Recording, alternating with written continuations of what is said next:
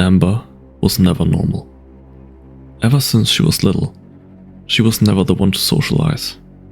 Amber never liked talking due to her voice. Every time she tried to talk to someone, they never understood what she was trying to say. So now that she was older, she barely talked. The only person she talked to was her mother, her sister, and her cousins. Amber can be classified as a loner, even though she is homeschooled now. Even when she went to school, she barely talked. The only time she talked is when she was asked a question from the teacher, or when someone was talking to her. But now, after all the years of not being understood, she gave up on talking to people. Silent wears a blue hoodie along with some black tights. She also wears black boots with black socks. Silent likes to wear a mask with a smiley face to cover her mouth, so that she looks like she's always smiling. Her hair goes to her shoulders, so when she puts her hair up and pulls her hoodie up to cover her hair, she can look like a boy to trick people. As an innocent girl, she was shy and quiet. She was never good at making friends or talking to people, but she always trusted people too easily. But everyone left her.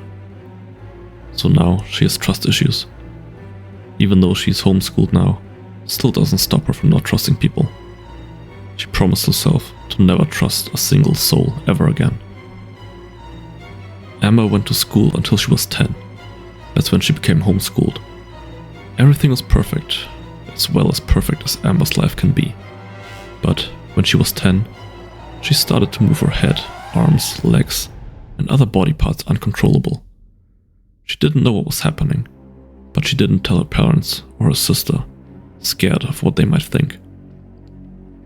So she just continues living life, trying to stop the twitches as much as possible to seem normal. Close to her 11th birthday, her father got arrested for almost choking her sister Jessica. But after that, her mother divorced her father. Amber was fine with her father not living with them anymore. She thought that she never loved him, but after a couple of months, she didn't really miss him. But she missed having a dad. Amber thought that her family was incomplete. Of course, she never told her family about her feelings, not wanting them to worry about her. In February 2017, Amber started to watch anime. She enjoyed it, but she started to enjoy seeing people in pain. She didn't care at the time, but later on in the year, she found out that she was becoming a sadist. She also became depressed, thinking that she has no purpose in life. That's when she became more distant towards her family. Also, during this time, she started to talk to the voice in her head, that she named insanity, more and more often. She guessed, by triggering her sadistic side, that she always had, but is now showing, insanity started to talk to Amber, and eventually, insanity became Amber's best friend, and only. Amber only talked to insanity when she is alone, which insanity didn't mind, knowing that Amber was always alone. Amber thought of insanity as a best friend, knowing that insanity always tried to make her feel happy, and told her the right thing to do, but that wasn't the case sometimes. During the year 2017, insanity kept telling Amber to kill her mother and sister. Amber didn't want to, so she kept saying no to insanity. But it didn't help that she kept daydreaming about killing them. Amber thought that it was insanity's fault, knowing insanity's background. So Amber told insanity to stop, but insanity swore that it wasn't her. With that, Amber thought she was going insane.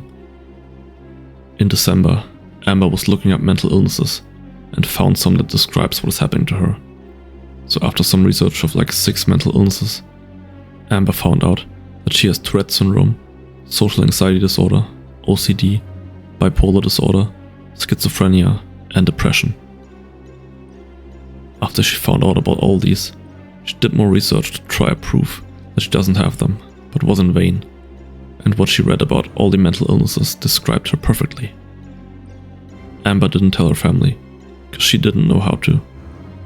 Insanity told Amber to tell her mother, truly worried for her mental health. But Amber, being the stubborn she is, didn't listen to insanity. She just acted as normal, as she can be around other people. One day, Amber was home alone. She was trying to take a photo of herself on her phone, but couldn't. All the photos she took was ugly, so she deleted them. She started to cry, thinking that she was ugly. So she did the only thing that has been on her mind the entire day. She grabbed a pocket knife that she has in her room and started to cut herself. She thought that she wasn't cutting that deep to actually leave scars, but did.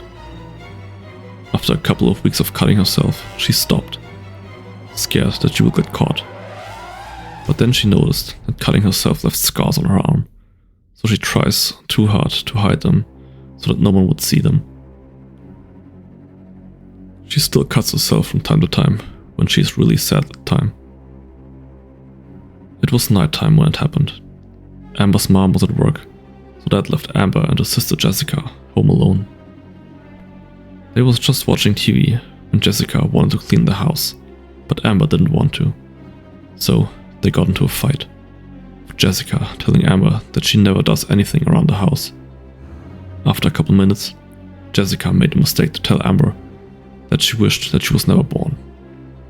After that, Jessica went into her own, leaving Amber alone in the living room, along with an angry insanity. After a couple seconds, Amber went into the kitchen, grabbed a knife, and hid. 10 minutes later, Amber heard footsteps and Jessica calling her name. Saying that she was sorry, Jessica went into the kitchen, trying to find Amber. But Amber wasn't in control anymore. Insanity was. So Insanity walked up to Jessica and just stood in front of her, hiding the knife behind her back. Jessica hugged her, saying that she was sorry and that she loved her. Amber smiled, now back in control, but is now listening to Insanity. Amber raised the knife and stabbed Jessica's back, making Jessica fall backwards. Looking up at Amber with a look of pain and sadness. Jessica asked why, but the answer she got wasn't the one she wanted. Please don't blame me. I was only doing what the voice told me. Then Amber got on top of her and started to stab Jessica over and over again, laughing while doing so. After she thought that it was enough, Amber dragged Jessica to her room and laid her down on her bed, wanting her to be comfortable even while dead. After Amber tucked Jessica's dead body under the covers, she washed her knife, put on her sister's black boots on, put a mask on, and went outside and started to walk down the road, wanting to get away as soon as possible. After like 2 days, she found some woods that she started to live in, killing anyone that enters.